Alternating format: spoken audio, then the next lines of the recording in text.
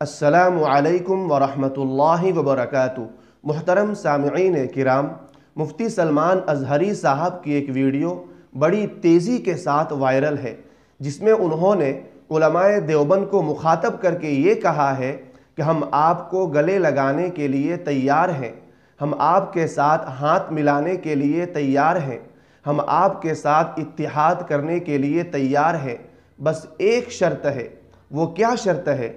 مفتی صاحب نے ویڈیو میں کیا کہا ہے؟ میں چاہوں گا کہ آپ کسی بھی مکتبہ فکر سے تعلق رکھتے ہو، آپ ایک مرتبہ اس ویڈیو کو مکمل سنیں اور اس کے بعد میں اپنی رائے کمنٹ میں ضرور بھیجیں۔ تو چلیے سنیے مفتی صاحب کا یہ بیان۔ میں آج انصاف کے ساتھ عرض کرنا چاہوں گا، آج جو دیوبند ہے یا جو دیوبندی ہیں، اگر ان کو میری بات بری لگتی ہے تو ٹھنڈے دل سے میرے عزیز اپنے دل پر ہاتھ رکھ کر کے سوچو۔ آؤ میں تمہیں دعوت دیتا ہوں، آؤ ہم ان تمام چیزوں پر جمع ہو جاتے ہیں جو صحابہ اور تابعین سے تھی۔ کوئی نئی بات تم اپنی کتاب میں نہیں لاؤ گے، کوئی نئی بات میں اپنی کتاب میں نہیں رکھتا۔ آؤ اتحاد کرو، میں اس اتحاد کا اعلان کرتا ہوں، لیکن جو نئی باتیں آئیں اس کا تم انکار کرو گے، علل اعلان کرو گے اور یہ بھی کہو گے کہ ہم ان سے دور ہیں۔ ہوا یہ کہ اعلیٰ حضرت رضی اللہ تعالیٰ عنہ کے زمانے سے تھوڑے سے پہلے کی حالات میں بتا رہا ہوں آپ کو۔ دارالعلوم دیوبند کے بعد 4 علماء میں صاف صاف آج عرض کرتا ہوں جن کی کتابوں سے پوری امت میں تنازع پھیل گیا، اختلاف پھیلا۔ لوگ ہم کو اختلاف کا فتویٰ دیتے ہیں، اگر نہ یہ کتابیں آتی نہ یہ کوئی فتوے آتے۔ کتابیں لکھی گئی، کتابوں میں اچھی باتیں تھی، حضور صلی اللہ علیہ وسلم کی سیرت پر بھی کچھ کتابیں لکھی گئی، اللہ کی شان میں لکھی گئی، بہت ساری باتیں اچھی تھیں، لیکن بیچ میں چل کر کچھ عبارتیں ایسی کہ لڑکھڑا گئی، اور وہ اتنی لڑکھڑا گئی کہ عام مسلمان بھی اسے بولنا پسند نہیں کرے گا۔ براہین قاطعہ کتاب کا نام بول رہا ہوں، تقویت الایمان کتاب کا نام ہے، تحذیر الناس کتاب کا نام ہے، حفظ الایمان کتاب کا نام ہے۔ یہ وہ کتابیں جو آج چھپی نہیں ہیں، مارکیٹ میں چھپی ہیں، ابھی بھی موجود ہیں، ابھی بھی موجود ہیں۔ انہی کتابوں کی عبارات کی وجہ سے ہی تو یہ تنازع پھیلا پورے امت میں، اختلافات۔ اہل سنت و جماعت متحدہ متفقہ ایک ہی جماعت تھی بر صغیر میں۔ ان کتابوں کے آنے کے بعد ہوا کیا؟ ایک کتاب میں لکھا گیا اللہ جھوٹ بول سکتا ہے، نئی بات تھی۔ اس بات پر آج تک امت نے کبھی کسی بھی شیخ کسی بھی بزرگ سلف صالحین سے مجھے عبارت لا کر کے دکھاؤ اس سے پہلے کوئی بات ہوئی تھی۔ پھر ایک کتاب میں عقیدہ توحید کو بیان کرتے ہوئے مولوی اسماعیل دہلوی صاحب نے یہ تک لکھ دیا، حضور صلی اللہ تعالیٰ علیہ وسلم کا خیال نماز میں آنا گدھے اور بیل کے خیال سے بدتر ہے۔ یہ نئی بات تھی کہ نہیں تھی؟ اور جا کر کے کراس ویریفیکیشن کر لینا، اگر میں جھوٹ بولوں تو میرا جبہ پکڑ لینا اور جو سزا دے سکتے ہو دو۔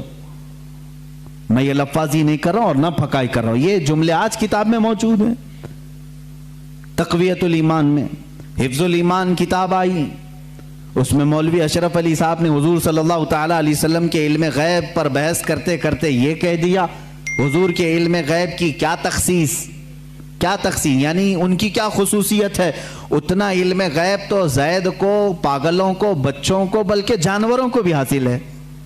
شیطان کا علم غیب تو قرآن سے ثابت ہے، انہوں نے کہا شیطان کا علم غیب قرآن سے ثابت ہے، حضور صلی اللہ علیہ وسلم کے علم غیب کی کیا خصوصیت ہے؟ یعنی برابر ہو گئے، شیطان کو جتنا علم ہے اتنا ہی محمد صلی اللہ علیہ وسلم کو ہے۔ میرے عزیزو، کیا یہ باتیں دل پر نہیں لگتی مسلمانوں کے؟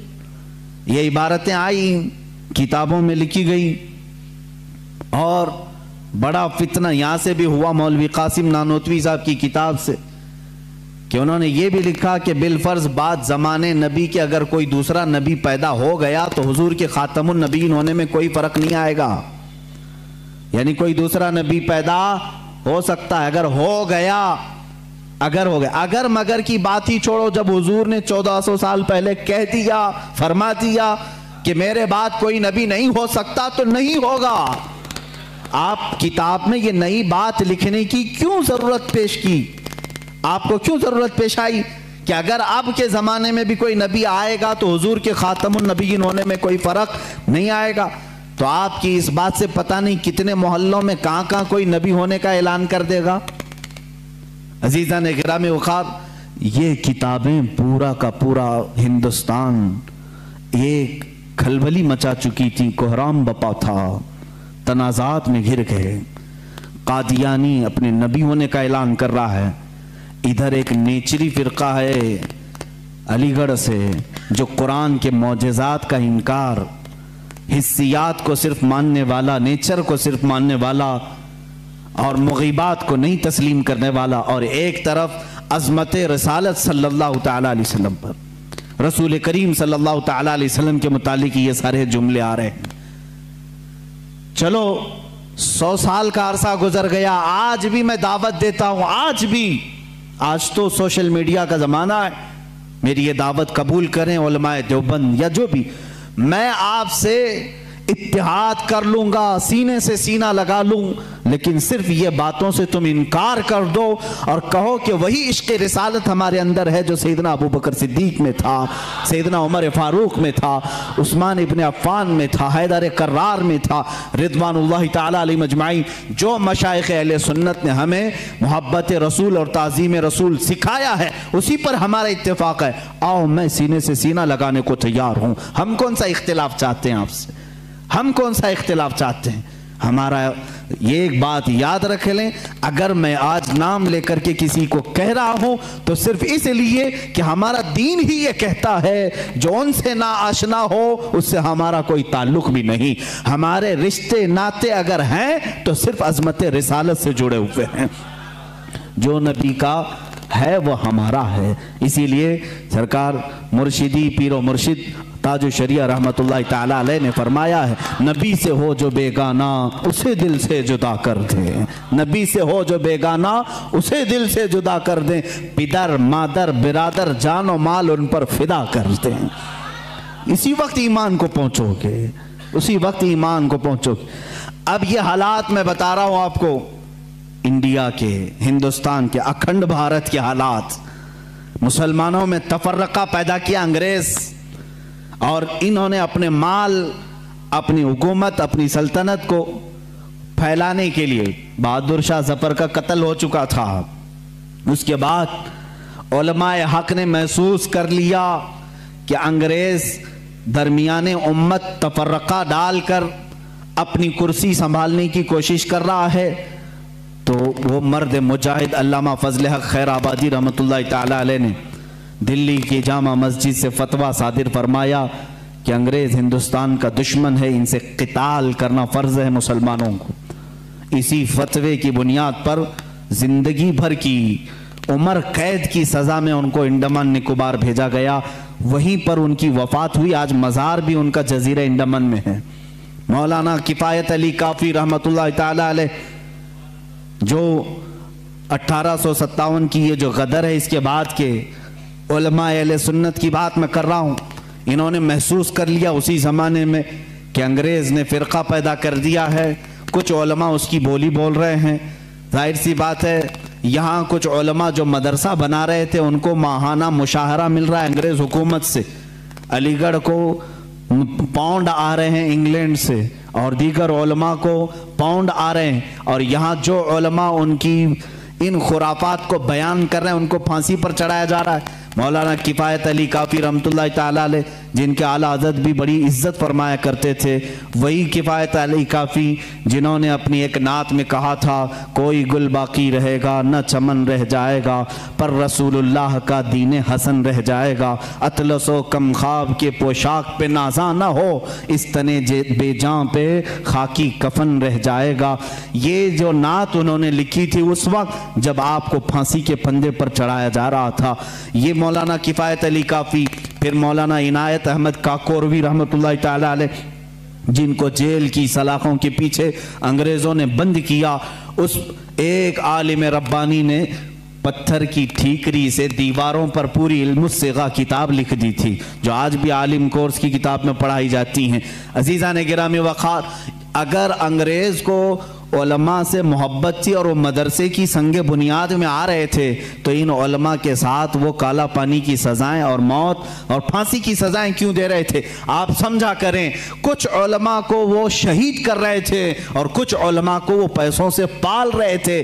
یہ حالات بڑے دیگرگوں تھے، امت میں تفرقہ، اختلافات آ چکے تھے۔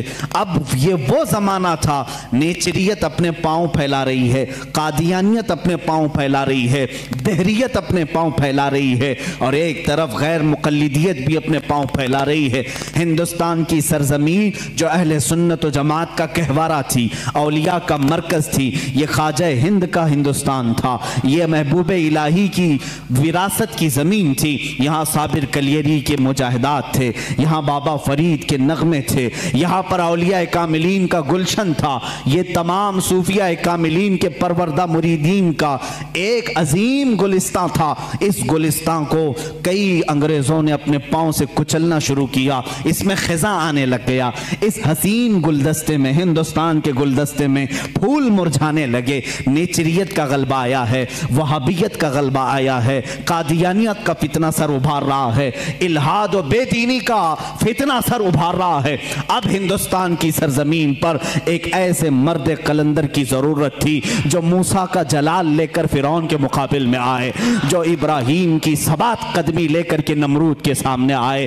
اب ایک ایسے مرد قلندر کی ضرورت تھی جو صدیق کی صداقت اپنے سینے میں رکھتا ہو، فاروق اعظم کی عدالت اپنے سینے میں رکھتا ہو، عثمان ابن عفان کے حلم و بردباری اپنے سینے میں رکھتا ہو۔ ہندوستان کو اب ایسے مرد قلندر کی ضرورت تھی جو حیدر کرار کی شجاعت بھی رکھتا ہو، غوث اعظم کا نائب ہو، خواجہ ہند کا وارث ہو۔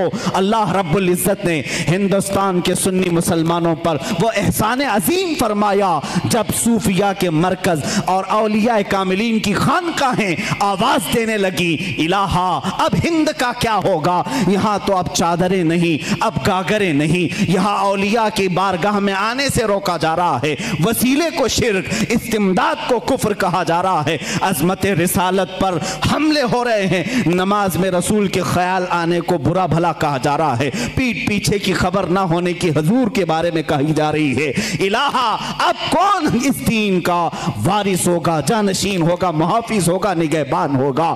آواز آئی غیب سے، اللہ رب العزت نے پورے ہندوستان کے اس سائے پر ایک ایسی عظیم سلطنت کو بیدار فرمایا جس سلطنت کا نام ہم یوں کہتے ہیں، ملک سخن کی شاہی تم کو رضا مسلم، ملک سخن کی شاہی تم کو رضا مسلم، جس سمت آ گئے ہو سکے بٹھا دیے ہیں۔ اس عظیم ہستی کو اللہ تعالیٰ نے جلوہ فرمایا جس کو پوری دنیا سنیت، اعلیٰ حضرت، کنز الکرامت، جبل الاستقامت، دریائے نعمت، آقائے رحمت، کنز الکرامت، امام اہل سنت، امام احمد رضا خان فاضل بریلوی کے نام سے جانتی ہے۔ اسی لیے میں نے کہا احمد رضا کا تازہ گلستان ہے آج بھی، خورشید علم ان کا درخشاں ہے آج بھی، سب ان سے جلنے والوں کے گل ہو گئے چراغ، احمد رضا کی شمع فروزاں ہے آج بھی۔ عزیزان گرامی، اس امام اہل سنت فاضل بریلوی کی جس گھر میں ولادت باسعادت ہوئی وہ عام گھرانہ نہیں تھا، علمی گھرانہ تھا، بزرگوں کا گھرانہ تھا، تقویٰ و پرہیز۔ تو محترم سامعین کرام، آپ نے مفتی صاحب کی تمام باتوں کو سن لیا ہے۔ آپ اس بیان سے کتنا اتفاق رکھتے ہیں کمنٹ میں اپنی رائے ضرور پیش کیجیے۔ شکریہ، والسلام علیکم ورحمۃ اللہ وبرکاتہ۔